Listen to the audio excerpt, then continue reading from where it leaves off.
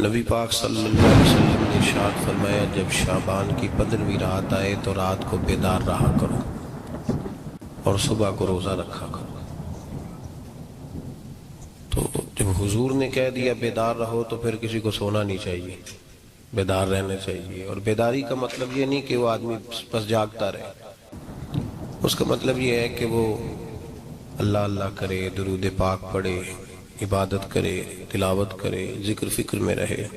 کچھ باتیں اس مقصد کے لیے کہ اس رات اللہ پاک نے اپنی رحمت کے دروازے کھولے ہیں، تو کچھ ایسی بات کی جائے جس سے دل نرم ہو جائے۔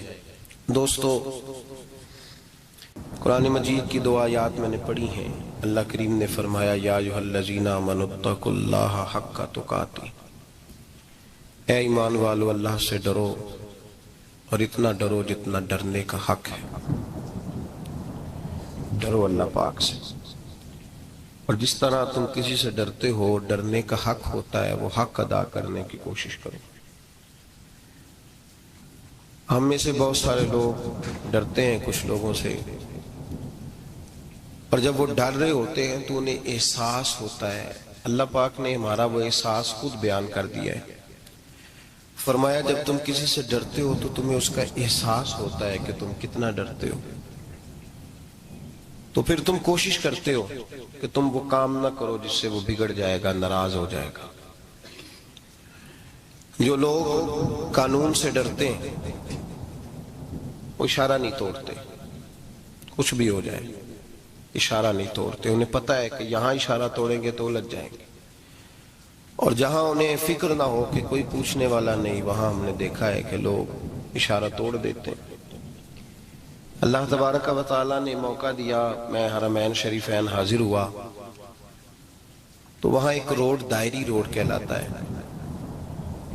اس روڈ سے پیدل چلنے والے نہیں گزر سکتے۔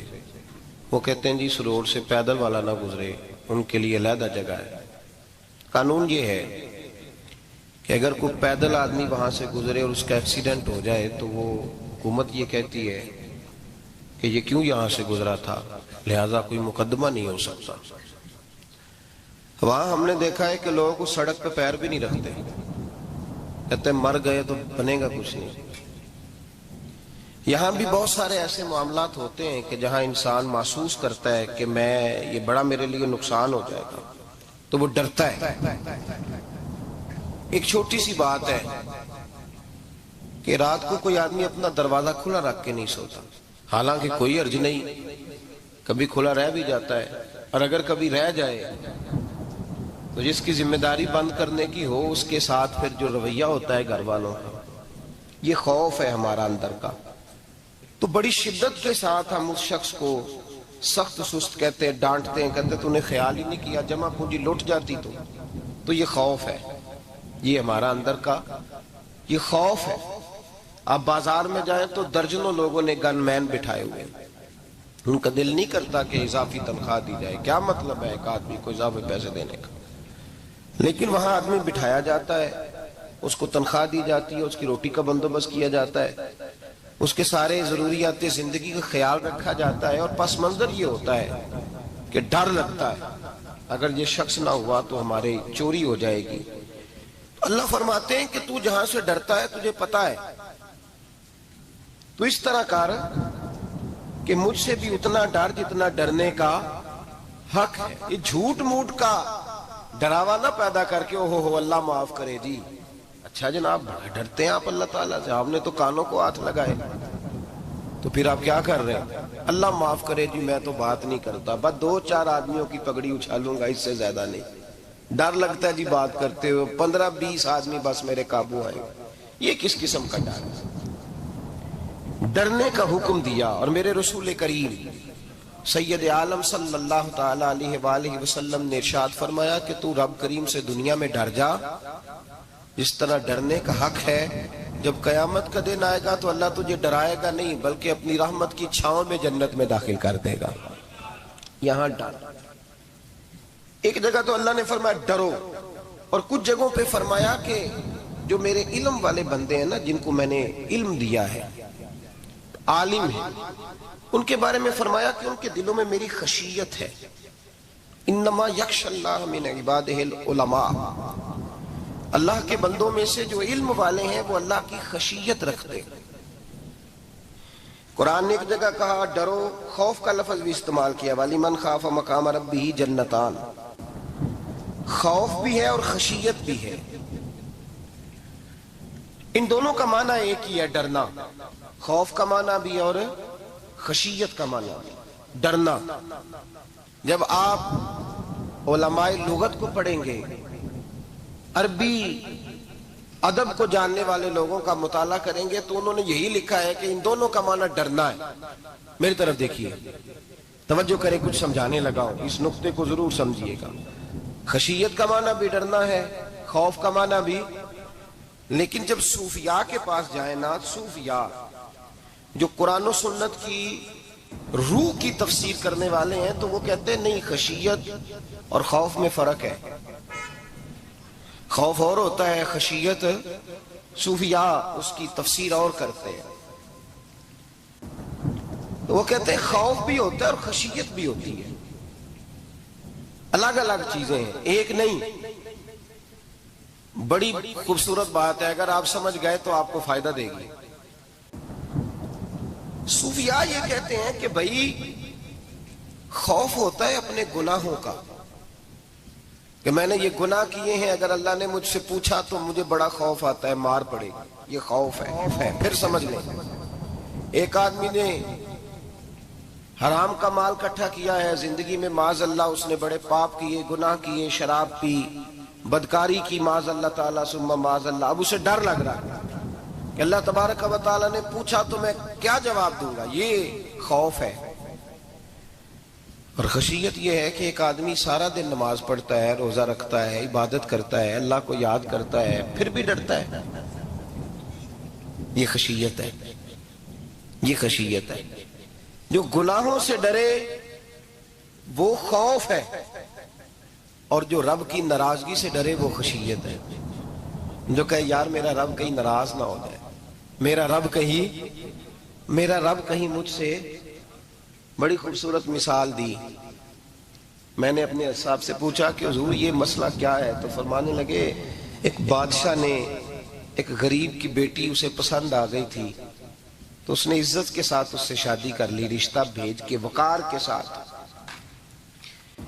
بیٹی کا باپ اپنی بیٹی کے مقدر پر رشک کرنے لگا کہ میری بیٹی کو بادشاہ نے پسند کیا ہے، بادشاہ کے شہزادے نے رشتہ بھیج دیا ہے. شہزادہ بیاہ کے لے گیا بیٹی کو. 20 کنیزائیں، نوکرانیاں اس عورت کی خدمت کرنے پہ لگی ہوئی ہیں. توجہ ہے، اس کا ہر حکم ماننے کو تیار ہے. لیکن وہ بی بی سویرے بھی رو پڑتی ہے اور شام کو بھی رو پڑتی ہے، وہ روتی رہتی ہے. اس سے کسی نے پوچھ لیا کہ بی بی تو روتی کیوں ہے؟ 20 کنیزائیں ہیں، گھر میں سکون ہے، ہر شے ہے، تو روتی کیوں ہے؟ تو وہ کہنے لگی اصل بات یہ ہے کہ جو کچھ مجھے ملا ہے میں اس کے قابل نہیں تھی، تو میں ڈرتی ہوں میرا سائیں کہیں ناراض نہ ہو جائے، وہ ناراض نہ ہو جائے. میں قابل نہیں تھی، میری اوقات نہیں تھی. یہ من آنم کے من دانم، میں جو ہوں اس کا مجھے پتا تو ہے. اس نے میری حیثیت سے، میری اوقات سے، میرے ظرف سے، میری محنت سے بڑا بڑھ کے مجھے عطا کر دیا. میری چونکہ اوقات سے زیادہ دے دیا تو میں ڈرتی ہوں وہ ناراض نہ ہو جائے، کہیں میری یہ کھیل، یہ جو میں نے گھونسلہ بنایا ہے، یہ کہیں میرا ٹوٹ نہ جائے. میرے بھائی، میرے رسول کریم سید عالم صلی اللہ علیہ وسلم کے امت کے اولیاء، صلحاء، صوفیاء، اتقیاء، صحابہ، اہل بیت، یہ لوگ جب روتے تھے تو یہ کوئی اس لیے نہیں روتے تھے کہ یہ آج دوپہر کو چینی میں ملاوٹ کر کے آئے ہیں تو اس لیے رو رہے ہیں رات کو. اس لیے نہیں روتے تھے کہ آج انہوں نے جو شکر بیچی ہے اس شکر کے اندر بورا ملایا ہوا ہے. اس لیے نہیں رو رہے کہ آج 10 15 20 لاکھ رشوت کا مال بینک میں جمع کر، اس لیے تھوڑی روتے تھے. یہ تو اس لیے روتے تھے کہ اللہ تو نے بڑا کچھ عطا کیا ہے، کہیں ہم سے ناراض نہ ہو جانا. یہ تو اس کی خشیت میں رو رہے تھے. حضرت داؤد طائی رحمت اللہ تعالی علیہ، حضرت امام جعفر صادق جو نبی پاک صلی اللہ علیہ وسلم کے نواسے، جناب داؤد طائی کی ملاقات ہوئی تو امام جعفر صادق حضور کے نواسے عرض کرنے لگے داؤد طائی یار میری بخشش کی دعا کرنا، رب مجھے معاف کر دے۔ تو حضرت داؤد طائی رحمت اللہ علیہ فرمان لگے امام صاحب آپ حضور کے نواسے ہیں، میں نے دعا کرنی ہے کہ آپ نے میرے لیے کرنی ہے؟ تو حضرت امام جعفر صادق رو پڑے، کہنے لگے یار تو نہیں کرنی ہے، اور اسی لیے تو تجھ سے دعا کرا رہا ہوں کہ کہیں ایسا نہ ہو نانا مصطفیٰ کی بارگاہ میں جاؤں تو وہ مجھے کہیں کہ میں کس طرح کا تھا تو کس طرح کا بن کے آیا ہے۔ یہی تو دعا کرانی ہے کہ میرے لیے دعا کر۔ جو جتنا بڑا ہوتا تھا نا اتنی زیادہ خشیت ہوتی، اور گناہگار کے تو اللہ تبارک و تعالیٰ بعضوں کا سزا دیتا ہے، آنسو سلب ہو جاتے، اس کو تو اپنے گناہوں پہ رونا ہی نہیں آتا۔ وہ تو روتا ہے بچہ نہ ہو تب روتا ہے، وہ تو روتا ہے پیسے نہ ہو تب روتا ہے، وہ تو اس وقت روتا ہے جب اس کا مال چلا جائے۔ اس کو تو بعضوں کا گناہگار کو تو بعضوں کا سزا ملتی، اللہ فرماتے تو دنیا کے لیے روئے گا، میرے لیے نہیں رو سکتا۔ اور جو رب کریم کے بندے ہوتے ہیں انہیں اللہ کہتا ہے تو دنیا سے بے نیاز ہے، تیری آنکھ سے آنسو جب بھی ٹپکے یا میرے لیے ٹپکنا چاہیے یا محمد مصطفیٰ کے لیے ٹپکنا چاہیے۔ آپ اگر اس بات کو تھوڑا سا غور کے ساتھ سمجھے تو تمام اولیاء صلحات کیا یہ رو رہے ہیں، تڑپ رہے ہیں، کیا اس کی وجہ تھی؟ نمازیں کم رہ گئی تھی، روزوں میں کمی تھی، فرائض ادا نہیں کرتے تھے کہ رویا کرتے تھے؟ کیوں روتے تھے؟ حضرت سیدنا عمر فاروق رضی اللہ تعالیٰ عنہ کے بارے میں صحابہ کہتے ہیں جناب عمر فاروق جب نماز پڑھاتے اتنا رویا کرتے تھے کہ 7ویں صف تک ان کے رونے کی آواز جایا کرتی، 7ویں صف تک ان کے رونے کی آواز جاتی۔ ہم لوگ بن کے بیٹھ گئے ہیں، ہم یہ سمجھتے نہیں کہ ہماری حیثیت کیا تھی اور رب کریم نے ہمیں نوازا کیا ہے۔ آپ پڑھیے کتابیں، میرے رسول پاک صلی اللہ علیہ وسلم فرماتے ہیں میرا عمر جس گلی سے گزرے شیطان رستہ بدل جاتا ہے۔ نبی پاک فرماتے ہیں میرا عمر جب تک دنیا میں رہے گا دوزخ کو تالا لگا رہے گا۔ اس صاحب اسد الغابہ نے لکھا ہے نبی پاک صلی اللہ علیہ وسلم نے حضرت جبریل امین کو بلایا، فرمایا چل میرے عمر کی شان بیان کر۔ تو حضرت جبریل امین علیہ السلام عرض کرنے لگے یا رسول اللہ صلی اللہ علیہ وسلم 950 سال اگر اللہ مجھے عمر دے، 950 سال رب عمر دے اور پھر بھی میں عمر فاروق کے فضائل بیان کروں تو میں نہیں کر سکتا، عمر کی شان میں نہیں بیان کر سکتا، 950 سال بھی اگر میری عمر ہو۔ نبی پاک نے فرمایا پھر میرے ابو بکر کے بارے میں عرض کی یا رسول اللہ ابو بکر کی تو بات اس سے بہت آگے کی ہے نا، وہ نبی پاک کتنی عظمت بیان کر رہے ہیں، کس قدر زیادہ رسول کریم صلی اللہ تعالی علیہ وآلہ وسلم ان کی عظمت بیان کرتے ہیں۔ حضرت عمر کیا کہتے ہیں، وہ لوگوں کو بتاتے پھرتے ہیں کہ تم نے دیکھا ہے نا میری کتنی عظمت ہے، وہ یہ نہیں کہتے۔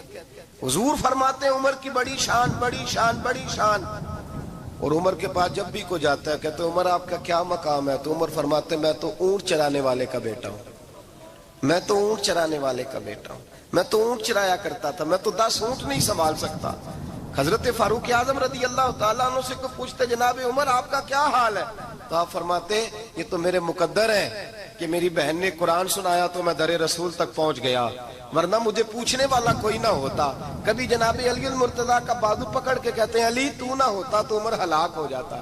بھائی حضور شانیں بیان کرتے ہیں، نبی پاک کہتے ہیں میرے ابو بکر نے احسانات کیے، بڑے احسانات کیے، میں نے سب کا بدلہ چکا دیا، ابو بکر کا نہیں چکایا، اللہ کی بارگاہ میں عرض کروں گا یا اللہ تو ہی اسے بدلے دے۔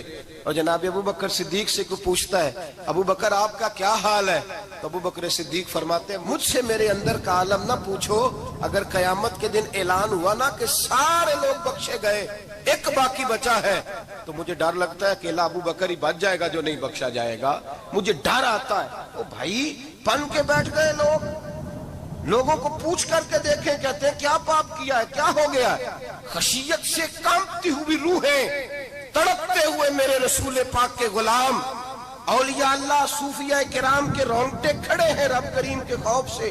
جو جتنا مالک کو جانتا ہے اتنا کانپ رہا ہے، اتنا ڈر رہا ہے، جس کی آنکھوں سے آنسو خشک ہے مطلب یہ ہے یہ رب کو جانتا ہی نہیں، اسے کیا خبر اس کا جلال کتنا ہے، اسے کیا خبر اس کا عذاب کتنا ہے، تو کیا جانے ان بطش ربک لشدید، جب وہ پکڑتا ہے تو بڑا سخت پکڑتا ہے۔ حضرت عثمان غنی کو 3 دفعہ میرے نبی پاک نے فرمایا جنتی ہے، جنتی ہے. العثمان فی الجنہ، العثمان فی الجنہ، العثمان فی الجنہ. 3 دفعہ حضور نے جنت کی بشارت دی. میرے مصطفیٰ کریم نے فرمایا میرا عثمان گلی سے گزرے تو فرشتے بھی اس کی حیا کرتے ہیں. جناب عثمان غنی جن کو میرے نبی نے 2 بیٹیاں دے کے کہا عثمان میری 100 بیٹی بھی ہوتی، ایک کے بعد دوسری انتقال کرتی جاتی تو میں ساری تیرے نکاح میں دے دیتا. وہی حضرت عثمان غنی قبر پہ کھڑے ہیں حضور کے وصال کے بعد، ایک قبر پہ کھڑے، آنکھوں سے آنسو جاری ہے، داڑھی ساری آنسوؤں سے بھر گئی ہے، روتے ہی جاتے ہیں، روتے ہی جاتے ہیں. غلام کہتا عثمان یار رونا ہمیں چاہیے، رونا ہمیں چاہیے جن کو کوئی بشارت نہیں اور آپ کو تو 3 بشارتیں، روتے کیوں ہو؟ جناب عثمان غنی فرمانے لگے جس مصطفیٰ نے مجھے جنت کی بشارت دی اسی رسول نے فرمایا تھا قبر آخرت کی منزلوں میں سے پہلی منزل ہے. آخرت کی منزلوں میں سے پہلی منزل. سوچتا ہوں اگر رب کریم نے عثمان سے حساب پوچھ لیا حساب کیسے دینا ہے؟ میرے مصطفیٰ کریم نے. یہ تو بات ہے نا جناب عمر کی، یہ تو بات ہے حضرت عمر کی، حضرت ابو بکر کی، جناب عثمان غنی کی. اور جس شیر خدا کے بارے میں نبی پاک نے فرمایا علی منی وانا من علی، فرمایا علی اور میں 2 نہیں، میں علی ہوں اور علی میں ہے. جن کو فرمایا من کنت مولا فہذا علی مولا، جس کا میں مولا اس کا علی بھی، اس کا علی بھی. جس مولا علی شیر خدا کو یہ درجہ دیا. ولی المرتضی اٹھے ہیں، نماز کا وضو کیا ہے، مصلی کی جانب جانے لگے تو جناب علی کا وجود تھر تھر کانپنے لگا، تھر تھر چھم چھم آنسو برسنے لگے. حضرت سیدنا امام حسن آگے بڑھے، ابا جی کیا ہوا؟ فرمایا حسن ڈر رہا ہوں، مالک کی بارگاہ میں جا رہا ہوں، کہیں رب علی کو دھتکار ہی نہ دے، کہیں مالک علی سے حساب ہی نہ پوچھ لے، کہیں اللہ تبارک و تعالیٰ ناراضگی کی نظر سے نہ دیکھے. او بھائی ہم لوگ اتنے دلیر، اتنے تگڑے، اتنے سیاہ، اتنے عقل مند، اتنے گناہوں کے پیچھے پہاڑ ہیں، لیکن مجال ہے کوئی ایک قطرہ وہ آنسو جو ہم نے سنبھال کے رکھے ہیں دنیا داری پہ بہانے کے لیے. کبھی اپنا حساب کر، کبھی سوچ. روز شکوہ کرتا ہے، کہتا ہے میرے پاس پیسے نہیں، گاڑی نہیں، کار نہیں، کوٹھی نہیں، سرمایہ نہیں. کبھی سوچ جو کچھ ہے اگر رب کریم میرے اور آپ کے اعمال دیکھے تو ہماری حیثیت ہے کہ وہ سارا کچھ ہمیں دیا جاتا، ہماری اوقات تھی کہ وہ ہمیں دیا جاتا جو اس نے دیا ہے. ٹٹول کے دیکھیں، عمر گزر گئی شکوے کرتے، ذرا پلٹ کے دیکھیں. اگر ہمارے گناہ اور ہماری نیکیاں اکٹھی کی جائیں تو ہم جزا والے نہیں سزا والے نکلتے ہیں معاذ اللہ. محمود غزنوی بڑا پیار کرتے تھے ایاز کے ساتھ، بڑا پیار کرتے تھے، نوازا کرتے تھے. روز کوئی نہ کوئی تحفہ ملتا تھا ایاز کو. کچھ حسد کرنے والوں نے کہا محمود تو اسے تحفے دیتا ہے اور یہ جنگل میں اسلحہ اکٹھا کر رہا ہے، یہ تیرے خلاف علیحدہ سے فوج تیار کر رہا ہے، کچھ وقت آئے گا یہ تجھے چھوڑ کے علیحدہ سے بادشاہی کا دعویٰ کر دے. محمود غزنوی کہنے لگے یہ کس طرح کی بات؟ کہا تمہیں پتہ ہے کہ ایاز عصر سے لے کر عشاء تک کہاں رہتا ہے؟ محمود کہنے لگے یار واقعی میں نے کبھی پوچھا تو نہیں. شک کا بیج بو دیا، شک کا بیج بو دیا. محمود غزنوی کہنے لگے اچھا آج میں پیچھا کروں گا، تفتیش کروں گا، تحقیق کروں گا کہاں جاتا ہے، تحقیق کروں گا. محمود غزنوی نکلے پیچھا کرنے. عصر کے بعد ایاز نے جنگل کا رخ کیا، محمود بھی پیچھے پیچھے ہو لیے. کہتے ہیں جنگل کے بیچ جا کے ایک جھونپڑی آئی، اس جھونپڑی کے اندر ایاز گئے، دروازہ کھولا، اندر چلے گئے. مجھے بڑا غصہ تھا کہ ہر بات مجھے بتاتا ہے، یہ کیوں نہیں بتائی؟ جب ایاز اندر گئے تو میں نے زور زور سے دروازہ کھٹکھٹایا غصے کے ساتھ. ایاز نے دروازہ کھولا، باہر آئے. میں نے کہا پیچھے ہٹ. ایاز پیچھے ہٹے تو میں اندر چلا گیا. محمود کہتے ہیں جب میں اندر گیا تو میں نے اس جھونپڑی میں ایک پرانا کرتا لٹکا ہوا دیکھا، ایک ٹوٹے ہوئے جوتے پڑے ہوئے دیکھے، ایک چھوٹا سا ڈنڈا دیکھا، ایک مٹکا، ایک پیالہ دیکھا. میں نے ساری تلاشی لی تو چند ٹوٹی پھوٹی پرانی چیزیں. میں نے کہا ایاز یہ کیا ہے؟ تو کہتے ہیں ایاز کہنے لگا بادشاہ ٹٹول کے دیکھ لے، یہی کچھ ہے جو تو نے دیکھا. میں نے کہا یہ ہے کیا؟ کہتے ہیں ایاز پیروں میں بیٹھ گیا، تڑپ کے رونے لگا. کہنے لگا بادشاہ یہ میری اوقات ہے، یہ میری اوقات ہے، یہ میری اوقات ہے، یہ میری اوقات ہے. کہا کیا مطلب؟ کہنے لگے جس دن تیرے پاس آیا تھا نا تو یہ میری کائنات تھی کل، آج تیری مہربانیوں نے مجھے یہاں تک پہنچا دیا ہے۔ میں جو تیرا غدار نہیں نہ ہوتا، میں جو تیری نافرمانی نہیں کرتا، اس لیے نہیں کرتا کہ میں ہر شام آ کے اپنی اوقات یاد کرتا ہوں، اور پھر مجھے روز رات کو میرا نفس کہتا ہے اس کا وفادار رہنا، اس کا وفادار رہنا۔ تو اس حال میں تھا جب آیا تھا، اگر یہ بگڑ گیا تو پھر تجھے اپنی اوقات کا پتہ ہے نا۔ محمود غزنوی نے سینے سے لگایا، کہنے لگے آج تک تو بچا بھی اس لیے ہے کہ تو اپنی اوقات نہیں بھولا۔ ملا رومی کہتا ہے اپنی اوقات یاد رکھ، تو کیا تھا، تجھے ایک رات سونے نہ دے تو اپنی ٹانگوں پہ کھڑا نہیں ہو سکتا، تیری وہ آنکھ لے جائے تو کچھ نہیں کر سکتا، وہ تجھے معذور کر دے تو کچھ نہیں کر سکتا۔ 30 سال کے اونچے 7 فٹ قد کے جوان اس نے فالج زدہ کر کے ہسپتالوں میں ڈال دیے، وہ کچھ نہ کر سکے۔ بڑے بڑے پہلوان جو کہتے تھے کہ ہم اٹھے تو دنیا اٹھتی ہے، اس نے پھینک دیے منو مٹی کے نیچے، کچھ نہ کر سکے۔ اپنی حیثیت نہ بھول۔ میرے رسول کریم سید عالم صلی اللہ علیہ وسلم نے فرمایا 2 باتوں میں لوگ دھوکے میں ہیں، دھوکے میں ہیں، دھوکے میں ہیں، دھوکے میں۔ یا رسول اللہ کون سی؟ فرمایا جو صحت مند ہے وہ دھوکے میں ہے، وہ سمجھتا ہے میں کبھی بیمار ہی نہیں ہوں گا، مجھے روز اسی طرح نیند آئے گی جس طرح اب آتی ہے، میں روز اسی طرح اٹھوں گا جیسے اب اٹھتا ہوں، میں جتنا ہی لمبا چوڑا رہوں گا جس طرح آج ہوں، میرا حسن اسی طرح قائم رہے گا جیسے آج ہے۔ تو دھوکے میں ہے، دھوکے میں۔ بڑے بڑے آئے اور بڑے بڑے مٹی کا ڈھیر ہو گئے، فنا ہو گئے، کل من علیہ فان، فنا ہو گئے، کوئی پوچھنے والا نہ رہا۔ اور میرے رسول پاک نے فرمایا جو فارغ ہے، جن کو رب نے اپنی عبادت کے لیے فارغ کیا، اپنے دین کی نوکری کے لیے فارغ، وہ بھی دھوکے میں ہیں، وقت ضائع کر رہے ہیں، چوک اور چوراہے میں کھڑے ہیں۔ میرے بھائی جب اپنی حیثیت انسان بھولتا ہے، حیثیت بھولتا ہے پھر وہ شکوہ کرتا ہے، جب اپنی اوقات بھولتا ہے پھر شکوہ کرتا ہے، جب وہ بھول جاتا ہے کہ میں کیا تھا پھر وہ شکوہ کرتا ہے۔ حضرت سیدنا امام اعمش رحمت اللہ علیہ بازار میں کھڑے تھے تو بادشاہ کا بیٹا گزرا، اکڑ کے گزرا، آپ نے بازو پکڑ کے کھینچا، فرمایا جا کے اپنی ماں سے پوچھ اور اپنے باپ سے پوچھ تیری اوقات کیا ہے۔ اکڑ کے چلتا ہے، جا پوچھ ان سے تیری حیثیت کیا ہے۔ حضرت جناب سیدنا امام اعمش نے ڈانٹا تو واپس آیا، آگے کہنے لگا ابا وہ امام کیا کہتا تھا کہ میری اوقات کیا ہے، کیا اوقات ہے میری؟ تو باپ اور ماں دونوں گھورنے لگے، کہنے لگے بیٹے ہمارے پاس دولت بھی تھی، گھر بھی تھا، مکان بھی تھا، جائیدادیں بھی تھی، بادشاہت بھی تھی، پر ہم دنیا کے دروازوں سے بھیک مانگ مانگ کے تھک گئے تھے۔ عرش کا مالک ایک بیٹا عطا نہیں کرتا تھا، ایک بیٹی نہیں دیتا تھا، تڑپ گئے تھے، روتے تھے، سسکتے تھے۔ پھر وہی امام احمد جنہوں نے آج تجھے گلی میں کھڑا کیا ہے اس کے دروازے پہ جا کے بیٹھ گئے۔ ہم نے کہا رب ناراض ہو گیا، دعا کرو ہم سے راضی ہو جائے، چلو زیادہ نہیں ایک لال ہی ہمیں دے دے۔ کہ امام اعمش دعائیں کیا کرتے تھے تو تب اللہ پاک نے تو ہمیں عطا کیا تھا۔ تیری او بھائی اپنی حیثیت کا تو تعین کر، تو بڑھ بڑھ کے باتیں کرتا ہے، تو بڑا کھل کھل کے بولتا ہے، اپنی حیثیت کا تو تعین کرنا، ذرا اندازہ تو کرنا کہ تو کون تھا، کہاں سے آیا ہے، تیری اوقات کیا ہے۔ یہاں لوگ 1 منٹ میں آگے نکل جاتے، پلٹ کے دیکھ تو صحیح۔ اور میرے بھائی جو بڑے لوگ تھے وہ تڑپا کرتے تھے۔ حضرت فضیل بن عیاض رحمت اللہ علیہ فرماتے ہیں بغداد میں بارش نہیں ہوتی تھی، قحط پڑ گیا، جانور پیاس سے مرنے لگے، جوان بچے بوڑھے نڈھال ہونے لگے۔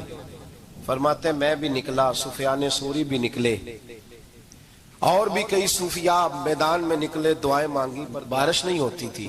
فرماتے ایک جھونپڑی سے ایک سفید بالوں والا اور گندمی رنگ والا ایک بوڑھا غلام نکلا جو کسی کا ملازم تھا، باہر آیا جھونپڑی سے، ہم اسے دیکھ رہے تھے، وہ ہمیں دیکھ نہیں رہا تھا۔ فرماتے ہیں اس کے چہرے پر عبادت کے نشان تھے، دور سے اس کا چہرہ دیکھتے لگتا تھا کوئی رب کریم کا بندہ ہے۔ فرماتے ہم اسے اللہ کا ولی جانتے تھے۔ اس نے دعا مانگی کہ تو لفظ پتہ کیا ہے دعا کے؟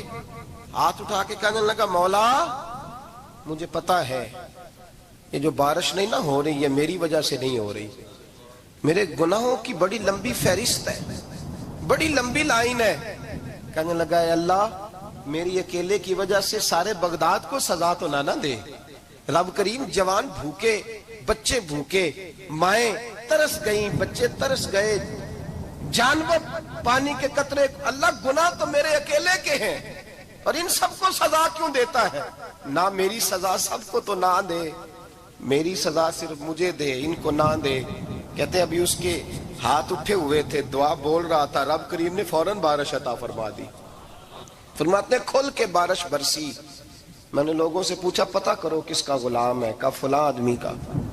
حضرت فضیل بن عیاض کہتے ہیں میں شام کو گھر چلا گیا، اس کے آقا سے بات کی، خرید لیا۔ میں جب اس کو خرید کے لایا، گلی میں جا رہے تھے تو مجھے کھڑا کر کے کہنے لگا فضیل میں نکما سا آدمی ہوں، بال بھی سفید ہیں، مجھ سے تو زیادہ کام ہی نہیں ہوتا، کیوں تو نے پیسے خرچ کیے؟ میں اس قابل ہی نہیں تھا، کیوں خریدا؟ تو حضرت فضیل ابن عیاض کہتے ہیں میں نے اس کو کہا کل جو تو نے دعا مانگی تھی تو نہیں دیکھ رہا تھا، ہم دیکھ رہے تھے، تو مقبول ہے رب کریم کی بارگاہ کا، تجھے اس لیے خرید کے لایا ہوں، تو مقبول ہے۔ کہتے ہیں یہ لفظ سنے تو ٹھہر گئے، وہ کہنے لگے اچھا آقا مجھے 5 منٹ کا وقت ملے گا؟ میں نے کہا ہاں ہاں ضرور ملے گا۔ کہتے ہیں انہوں نے وہیں نماز کی نیت باندھ لی، 2 رکعتیں پڑھی اور 2 رکعتیں پڑھ کے ہاتھ اٹھائے، کہنے لگے مولا تیرا اور میرا راز تھا، تو نے راز کیوں کھولا؟ اللہ مسترنا بسترک الجمیل، یا اللہ تیرے پاس پیارے پیارے پردے ہیں، ایک پردہ مجھے عطا کر دے، مجھے اپنا رکھ، مجھے لوگوں کے سامنے میرے پردے نہ کھول۔ آپ فرماتے ہیں یہ کہہ کہ وہ زمین پہ بیٹھے کلمہ شہادت پڑھا، ان کی روح پرواز کر گئی۔ میرے بھائی جو زیادہ پرہیزگار تھے، تو بڑے رب کریم کے بندے تھے، ان کے تو آنسو خشک ہی نہیں ہوتے، وہ تو تڑپا کرتے، صبح شامیں ان کی روح کے گزرتے تھے اور رب کریم کی ناراضگی سے ڈرتے تھے۔ وہ کہتے تھے مالک کہیں ناراض نہ ہو جائے، کہیں بگڑ نہ جائے۔ میرے رسول کریم صلی اللہ علیہ وسلم کے صحابی کہتے ہیں ایک جنگ سے خوشخبری آئی، تو جو خوشخبری لانے والے تھے وہ حضرت عمر فاروق رضی اللہ تعالیٰ عنہ کے پاس پہنچے خوشخبری دینے۔ حضرت عمر رضی اللہ تعالیٰ عنہ کھڑے تھے، صحابی نے آ کے کہا عمر مبارک ہو۔ جناب عمر کچھ لوگوں سے گفتگو کر رہے تھے، بات چیت جاری تھی، کہا مبارک ہو، فتح ہو گئی۔ حضرت عمر کہنے لگے ٹھہر تو جا، اس سے تو بات کر لینے دے جس سے کر رہا ہوں، جب کہنا ٹھہر تو جا۔ وہ جو پیچھے کھڑے تھے وہ شرمندہ ہو گئے، اتنی سی بات ہے نا، چودھری تو بندہ بنتا ہی تب ہے جب 5-10 کی ایک دن کے اندر بےزتی کر لے، بڑا لکھا تو بنتا ہی تب ہے جو 10-15 کو جاہل کہہ لے، تو بڑا تو بنتا ہی تب ہے جو 5-6 کو نیچا دکھا لے۔ تو یہ ہماری ڈگریوں کا تو مزاج ہی بڑا مختلف ہے، ہم تو اعزاز والے ہوتے ہی تب ہیں جب کچھ چھوٹا ہوگا تو ہم بڑے ہوں گے نا، ہم تو چاہتے ہیں ہمیں کچھ چھوٹا ملے، کسی کو چھوٹا کر کے اس کے قد پہ سوار ہو کے بڑا ہونا چاہتے ہیں۔ اتنی سی بات تھی کہ ٹھہر جانا یار پہلے اس کی تو سن لینے دے۔ وہ شرمندہ ہو گئے صاحب، جب وہ شرمندہ ہوئے تو سیدنا فاروق اعظم دوڑے گئے۔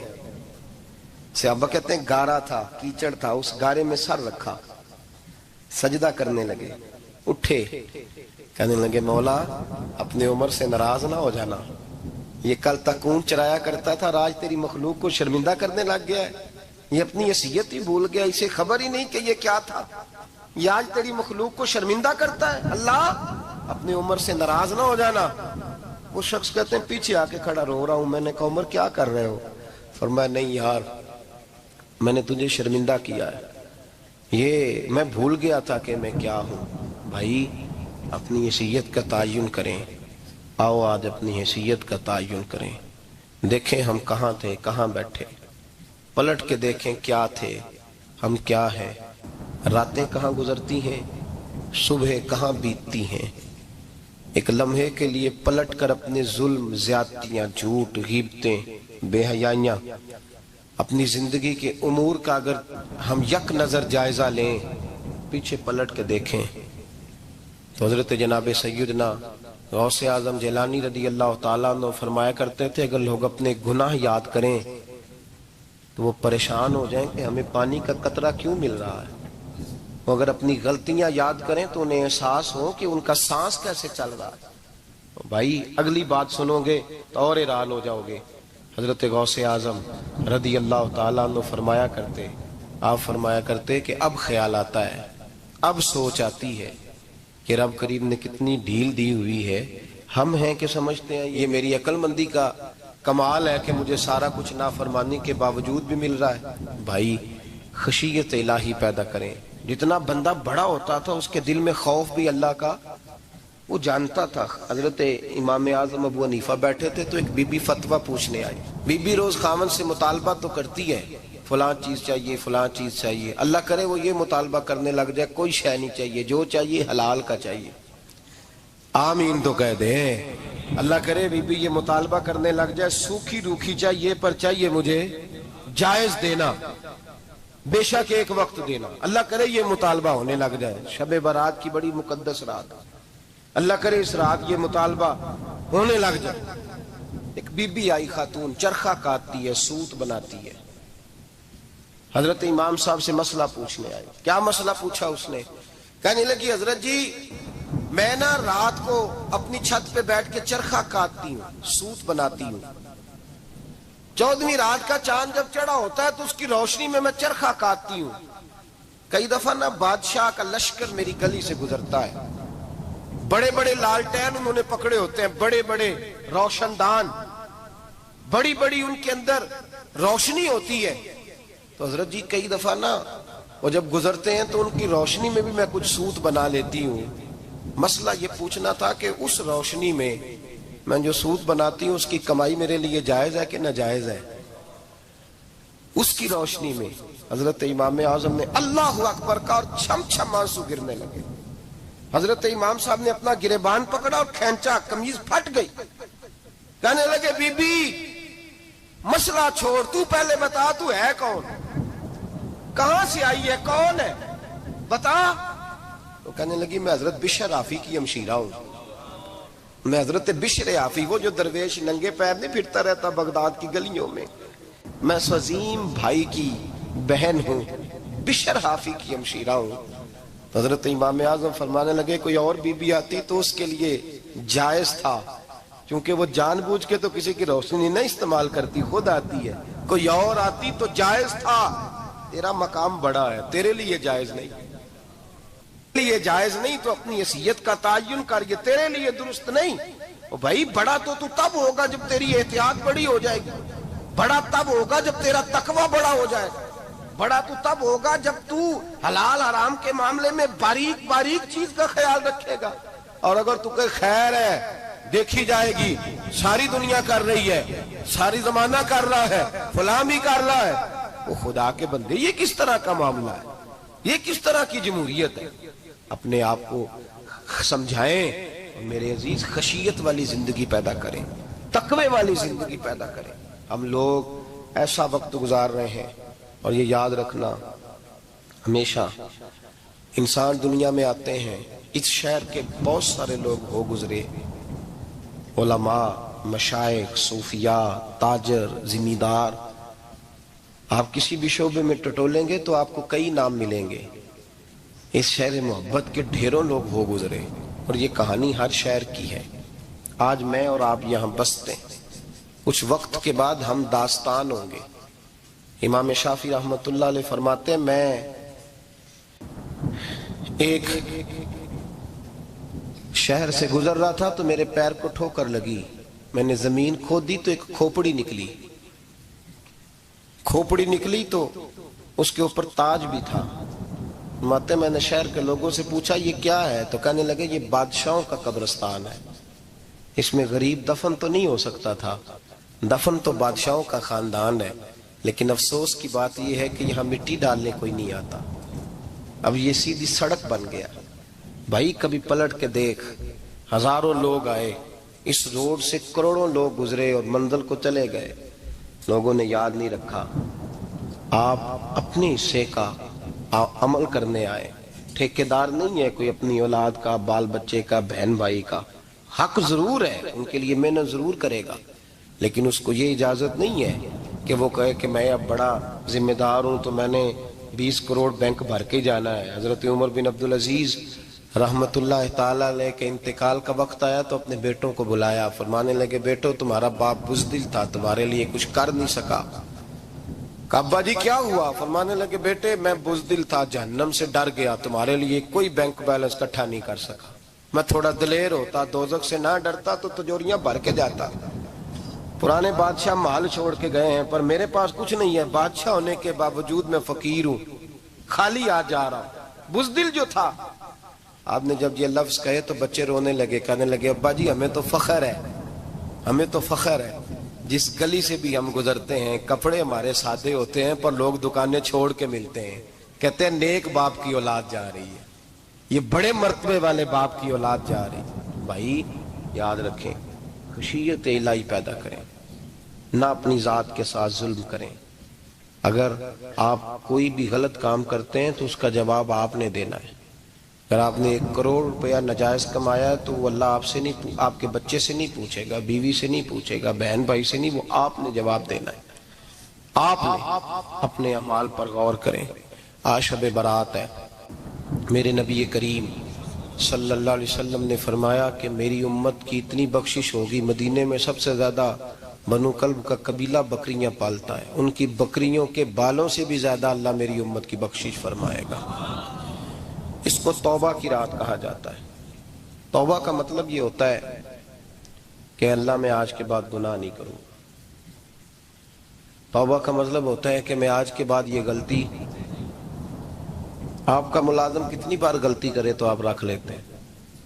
ایک دن میں 100 دفعہ کرے تو گنجائش ہے اس کو رکھنے کی؟ اللہ رکھ لیتا ہے، کہتا تو توبہ کر، ہے گنجائش؟ میرا خیال ہے جو 10 بار بھی کرے اس کے لیے بھی گنجائش ہے، اس کے لیے بھی گنجائش ہے۔ استاد باپ ہوتا ہے، بچے سے غلطی ہو جائے تو کہتا تجھے ارجانہ بھرنا پڑے گا۔ بچے لگے نہیں ہوتے اسکولوں میں، جرمانے لگے ہوتے ہیں، چھٹی کا لیدا ہے، فلاں کام کا لیدا ہے، حالانکہ باپ ہے۔ بھائی اللہ فرماتا ہے تو توبہ کر، اور توبہ یہ ہے کہ میں آج کے بعد یہ گناہ، اس آدمی نے کل 5 نمازیں نہیں پڑھنی، اس کا آج توبہ کرنے کا کیا مطلب ہے؟ توبہ کا کیا مطلب ہے کہ میں آئندہ گناہ، تو جو سویرے 5 نمازیں نہیں پڑھنا چاہتا، کہتا ہے کل زور نہیں میں نے پڑھنی، چلو فجر تک جاگنا ہے، فجر پڑھ لوں گا، تو اس نے توبہ کی ہے؟ کوئی مذاق ہے؟ استغفر اللہ استغفر اللہ استغفر اللہ، معاف کر دے، کیا معاف کر دے؟ سویرے تو مسجد آئے گا۔ بھائی آپ کسی جگہ، ہم سادے لوگ ہیں، دیہاتی لوگ، یہ ہمارا دیہات کا ماحول ہے، بچے کو مارتے ہیں نا مدرسے والے کو، تو ہم کہتے ہیں دوبارہ کرے گا، تو کیا کہتا ہے اگوں، تو جو بچہ کہے تسی تھپڑ دو مار لو میں سویرے پھر کرنا جی، تو اس کو معافی ملے گی؟ یہ کیسی معافی ہے کہ سویرے میں نماز نہیں پڑھنی زور کی، لیکن یا اللہ معاف کر دے، یا اللہ، یہ جھوٹ ہے، یہ دھوکہ ہے، یہ مذاق ہے، مذاق نہیں کرے۔ اور بندہ کوئی سیاںا ہو تو مذاق برداشت نہیں کرتا، اور معاذ اللہ استغفر اللہ، رب کریم کے ساتھ مذاق، یا اللہ میری توبہ، یا اللہ میری توبہ، یا اللہ مجھے معاف کر دے، یا اللہ معاف کر دے، اور سویرے جھوٹ پھر بولنا ہے اٹھتے ہی، تو یہ کیسی توبہ ہے؟ توبہ کا مطلب ہوتا ہے کہ میں توبہ کرتا ہوں آج کے بعد گناہ، تو توبہ کو سمجھے تو صحیح نا میرے بھائی، توبہ کو سمجھے۔ تمام صحابہ، چونکہ شراب حرام نہیں تھی تو ہر آدمی پیا کرتا تھا، جب حرام ہو گئی تو پھر کسی نے منہ نہیں لگایا، توبہ ہو گئی تو پھر ہو گئی، پھر معاملہ ختم ہو گیا۔ پھر کبھی قریب حضرت مرثد بن ابی مرثد البغوی رضی اللہ تعالیٰ عنہ حضور کے صحابی ہیں، آپ فرماتے ہیں میرے اندر ایک غلطی تھی، میرا بہت ساری خواتین کے ساتھ دوستانہ تھا، نبی پاک کی بارگاہ میں جب میں گیا، اسلام کی بائعت کی، تو حضور نے فرمایا تیری نظر جھکی رہنی چاہیے، خبردار کسی عورت سے تیرا، کہتے ایک نصیحت نبی پاک نے کی۔ آپ فرماتے ہیں میں نے اپنے دل کو اس طرح سمجھایا کہ عورتیں اگر میرے پاس آ کے کھڑی ہوتی تھی تو میرے اندر کا وجود کہتا تھا کہ ہو ہی نہیں سکتا میری توجہ جائے، اس لیے کہ توبہ کی ہے، اب دوبارہ ادھر توجہ جا سکتی؟ میرے بھائی توبہ کو اس کے مفہوم کے ساتھ توبہ کریں، جھوٹ نہیں بولیں، گناہ نہیں کریں۔ میرے رسول کریم صلی اللہ علیہ وسلم نے فرمایا استغفار پڑھا کرو، میں دن میں 100 مرتبہ استغفار کرتا ہوں۔ حضور کہتے ہیں میں دن میں، حضور 100 دفعہ دن میں استغفار کرتے۔ امام حسن کے پاس ایک شخص آیا، کہا میرے پاس اولاد نہیں، فرمایا استغفار پڑھ۔ ایک پھر آ گیا، اس نے کہا حضور میرے پاس روزی نہیں، فرمایا استغفار پڑھ۔ ایک اور آیا، اس نے کہا حضور بیماری بڑی ہے گھر میں، فرمایا استغفار کر۔ آپ کے صاحبزادے بیٹھے تھے، کہا ابا جی جو آتا ہے آپ استغفار ہی بتاتے ہیں۔ آپ فرمانے لگے جب کوئی بندہ توبہ کرتا ہے تو رب راضی بڑا ہوتا ہے۔ تو میں نے سب کو توبہ کا وظیفہ بتایا ہے، جس کی جو بھی مجبوری ہو اگر توبہ کر لے تو اللہ تعالیٰ اسے آسانی عطا کر دیتا ہے، اللہ اس پہ نظر رحمت کر دیتا ہے۔ اپنے آپ کو تبدیل کریں، نماز کو اس کی حقیقت کے ساتھ پڑھا کریں، اس کی حقیقت کے ساتھ نماز کو پڑھیں۔ 5 وقت مسجد میں حاضری دیں، چھوڑ کے سارے کام چھوڑ کے، باقی سارا کچھ بعد میں۔ آپ کا رشتہ لوگوں کے ساتھ زندگی کا ہے، موت کا نہیں ہے۔ آپ خود دیکھ لیں، جن کے بزرگ چلے گئے وہ ڈیلی جاتے ہیں قبرستان، کل وہاں بیٹھتا ہے 2 گھنٹے جا کے، والد صاحب ہیں، دادا جی ہیں، نانا جی ہیں، دیکھا کبھی کسی کو صبح گیا ہو شام آیا ہو؟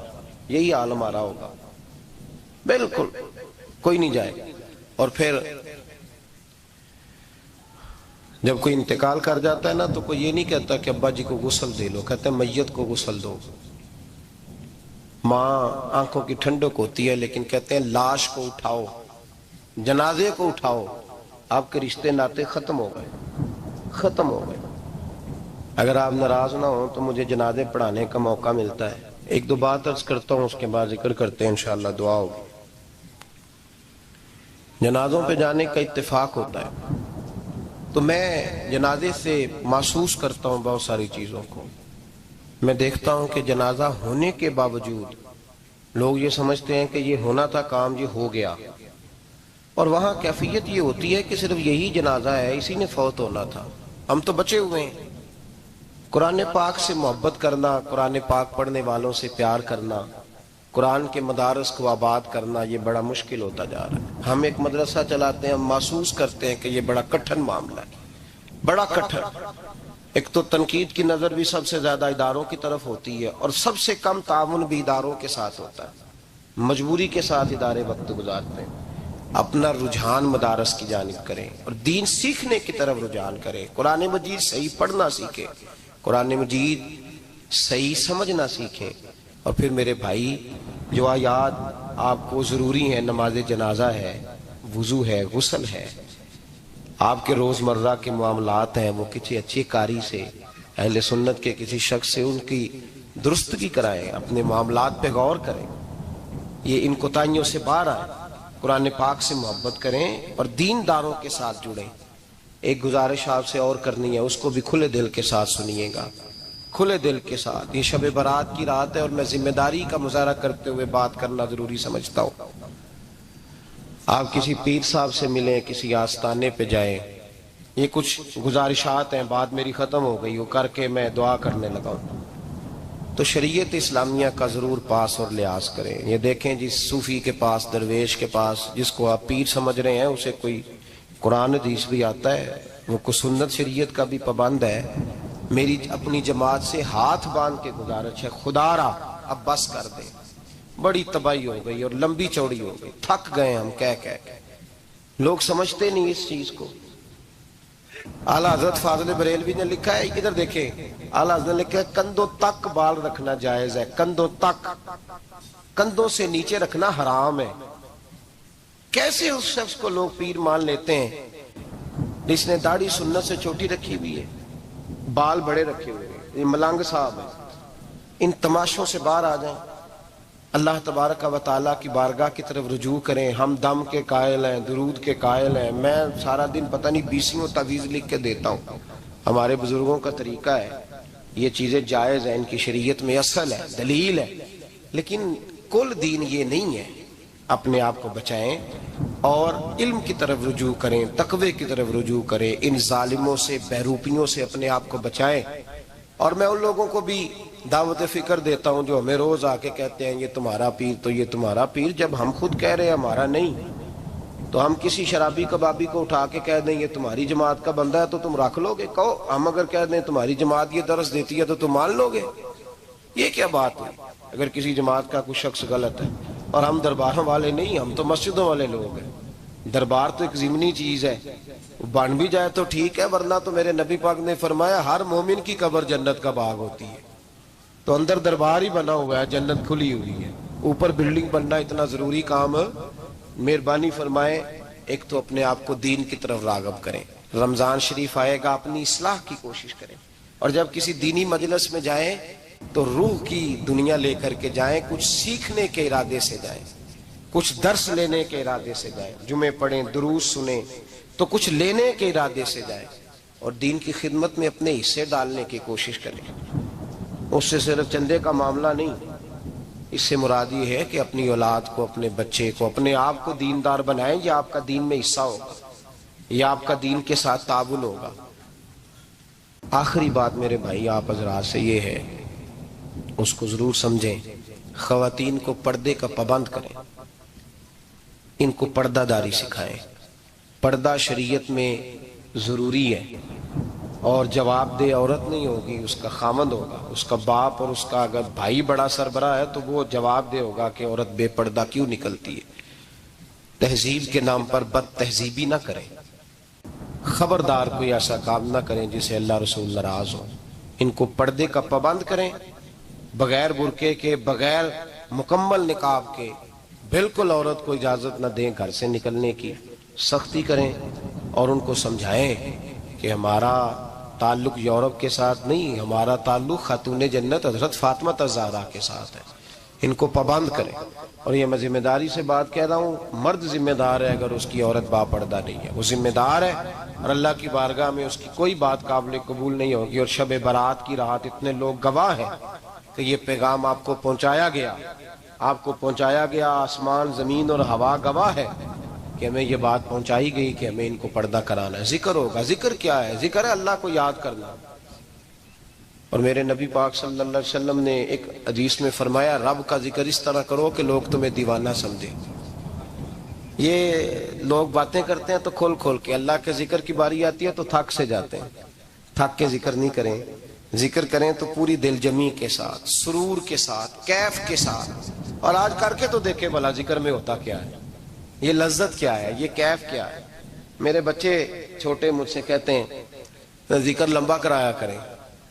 بیٹا اکثر مجھے کہتا ہے ذکر جو ہے نا، وہ جب آپ بڑا لطف آتا ہے ذکر میں۔ ذکر تو ایک کیفیت ہے، لگ جائے تو اس کا ایک اپنا ذائقہ ہے۔ تو ذکر کریں اللہ کا، درود شریف پڑھیں۔ دعا کیا ہے؟ آج لائٹ کو بند کر کے جب ہمارے ہاں ذکر ہوتا ہے، دعا ہوتی ہے، تو ہمارے بزرگ یہ کہتے ہیں، ہم ثابت یہ کرنا چاہتے ہیں کہ ہم مجمع میں نہیں بیٹھے، یا اللہ تیری بارگاہ میں بیٹھے، ہمیں تو ساتھ والا دیکھ نہیں پا رہا۔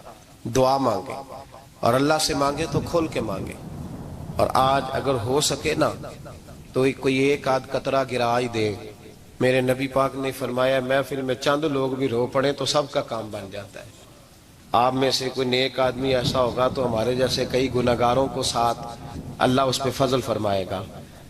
یہاں ذکر کے بعد دعا ہوگی، دعا کے بعد پھر سلام ہوگا، پھر ایک دفعہ آخر میں دعا ہوگی، پھر آپ کو کچھ وقت دیا جائے گا انفرادی طور پہ نفل ادا کرنے کا، 4 6 نفل پڑھ کے نئے سرے سے تازے ہو کے آپ حضرات تشریف لائیں گے، اور پھر انشاءاللہ تعالی یہاں لنگر کا بندوبست ہوگا۔ آپ حضرات کے لیے ماں حضرت جو کچھ ہے آپ کو پیش کیا جائے گا۔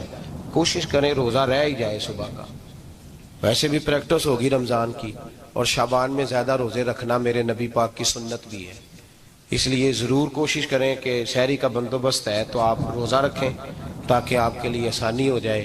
اللہ تبارک و تعالی ہماری اس حاضری کو اپنی بارگاہ میں مقبول فرمائے۔ آدمی میں اللہ تعالیٰ نے کچھ نہ کچھ صلاحیت لگی ہے۔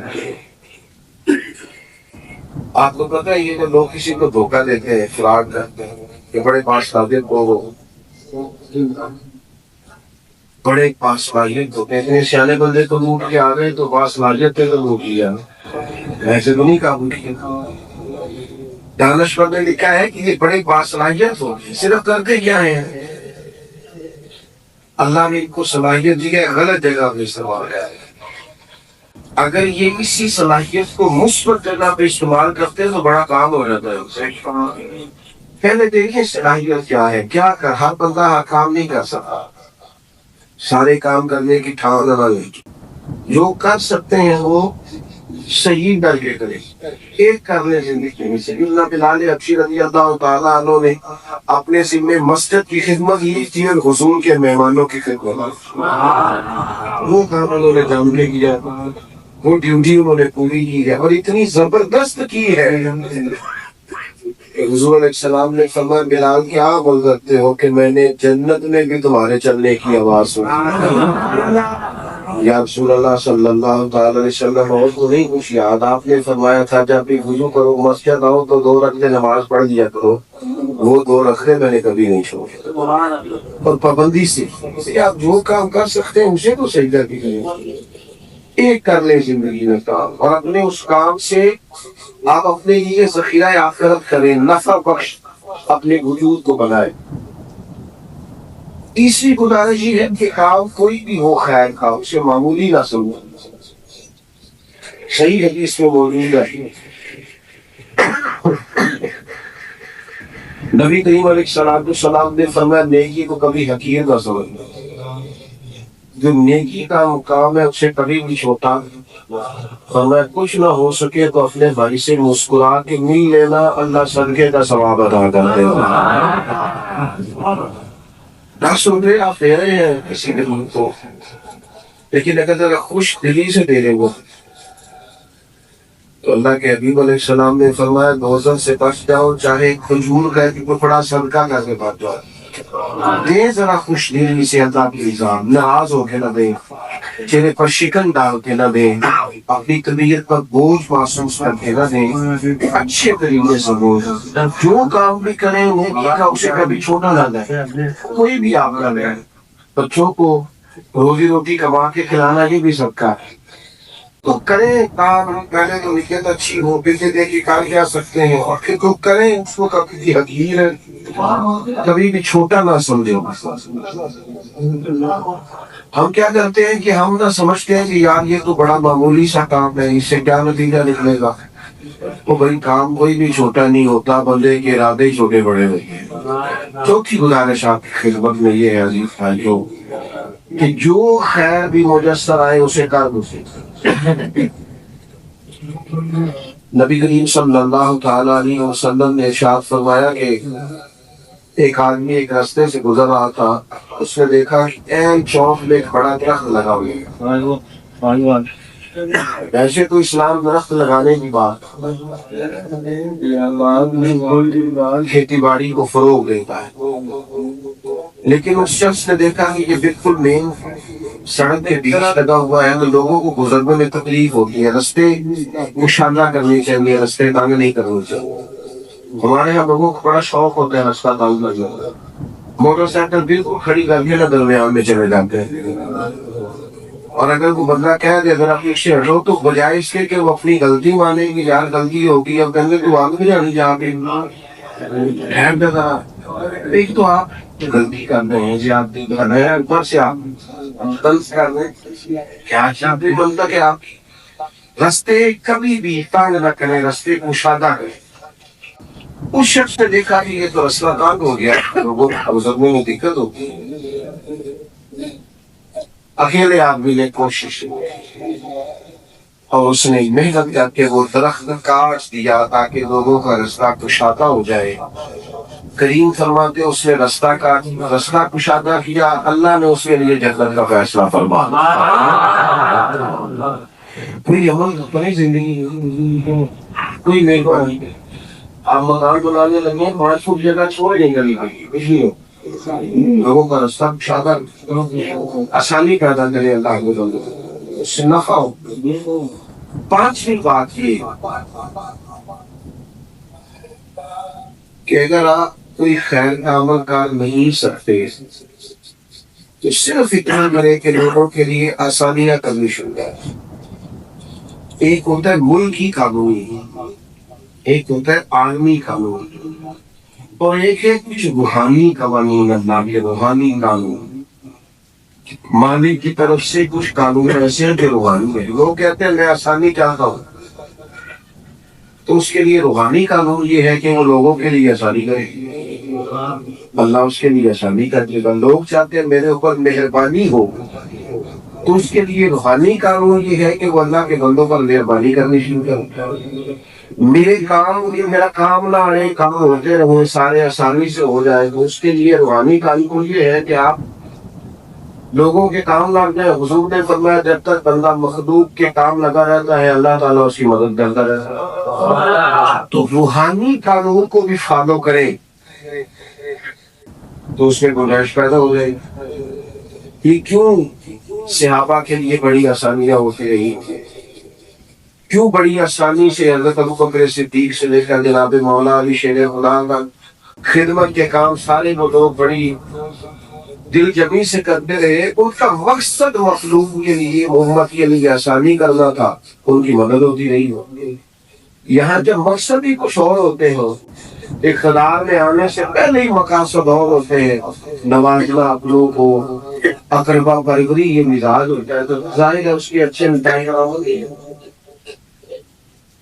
حضور سید عالم صلی اللہ تعالی علیہ وسلم کی حدیث بات سنے، کریم فرماتے ہیں کہ ایک شخص کا انتقال ہوا، اللہ کے حضور سے پیش کیا گئے گا، بندہ تاجر تھا، تجارت کے شعبے سے وابستہ تھا، کوئی صوفی درویش عالم یہ نہیں تھا، تاجر ڈیوٹی کرتا، تجارت کرتا، اللہ کے حضور پیش ہوگا گیا۔ مالک فرمایا تھا جا میں نے تجھے معاف کیا۔ انسان کو اپنے اعمال کا پتا ہوتا ہے کہ سب سے زیادہ تو ہم خود گواہ ہے نا کہ ہم کیا ہے، پتا تے سارا ہے نا سردار مدین گیا من آدم کی من دادم جو میں ہوں میں جانتا ہوں۔ اللہ کے حضور اس کو معافی مل گئی، چونکہ وہ گواہ تھا اپنے اعمال پر، فوراً عرض گزار ہوا مالک کیا وجہ بنی میری معافی کی؟ میں تو ایک نہایت گنہگار اور کمزور ہوں اعمال کے لحاظ سے، تو کیا ایسا سبب بنا کہ مجھے معافی ملی؟ رب کریم نے اس سے فرمایا کہ تو تجارت کرتا تھا، کچھ لوگ ادھار بھی لے جاتے تھے، پھر تو لوگوں کو بیچتا تھا مطالبے کے لیے، لوگ جن کی طرف پیسے ہیں وہ ادھار واپس لے کے آؤ، مالک کا بیچتا تھا۔ تو رب کریم فرمائے گا بھئی تو یہ کہا کرتا تھا کہ جو جان بوجھ کے واپس نہ کرے مال، اس پر سختی کرنا، جو غریب ہوا اسے مہلت دے دینا۔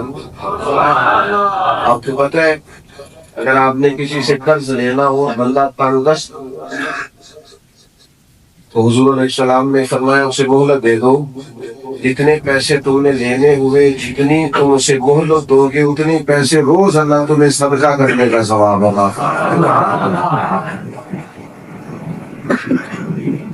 تو لوگوں سے کہتا تھا کہ بھئی تو بندہ جان بوجھ کے نہ دے، اس کا سختی کرنا، لیکن جو تمہیں غریب محسوس ہو، تنگ دست محسوس ہو، اس کو ذرا گنجائش دے دینا، آ جائیں گے پیسے، ہمارا کام چلتا ہے۔ تو یہ کہتا تھا، حدیث پاک میں موجود۔ تو بندہ کرتا مالک میں کہا کرتا تھا یار ہمارا گزارا ہوتا ہے، تو بندہ ہمارا ہوا غریب ہوا تو تھوڑے دن کی اور مہلت دینا، آ جائیں گے۔ تو رب کریم اس سے فرمائے گا تو میرے بندوں کے لیے آسانی کرتا تھا، تو میں تیرے لیے آسانی نہ کروں۔ فیصلہ ہے، ہم بھی کرتے ہیں سہولت، ہم بھی دیتے ہیں اسے، پیسے لینے ہو نا کسی سے سہولت دیتے ہیں، پر تب جب بندہ سامنے ذرا تگڑا ہو، جس کا پتا ہو کہ یہ اکڑ جائے گا، اس کو کہتے ہیں پاجی پھر کس طرح دینے لگے۔ اور اگر بندہ بیچارہ غریب ہو تو اس کو تو کہتے ہیں شام سے پہلے دو۔ تو میرے بھائی 5 گزارشات آپ خدمت میں کی ہیں۔ ایک تو اپنی زندگی میں ارادے کبھی برے نہ کریں، اچھا ارادہ کریں۔ برے ارادے خوفناک انسان کی اخلاقی روحانی زندگی کو تباہ کریں۔ آپ اپنے آپ سے لڑتے رہتے ہیں آسانی سے،